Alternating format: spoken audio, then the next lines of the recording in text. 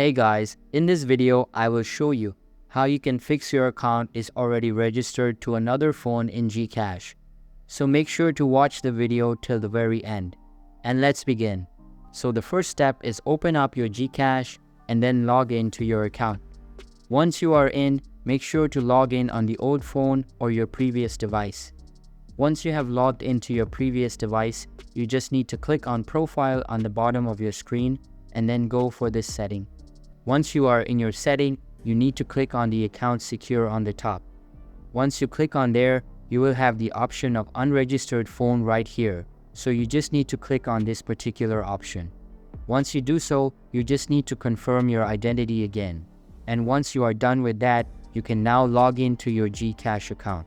So that's basically how you can fix your account is already registered to another phone in GCash. So that's all for this video. Hope you liked the video. Thanks.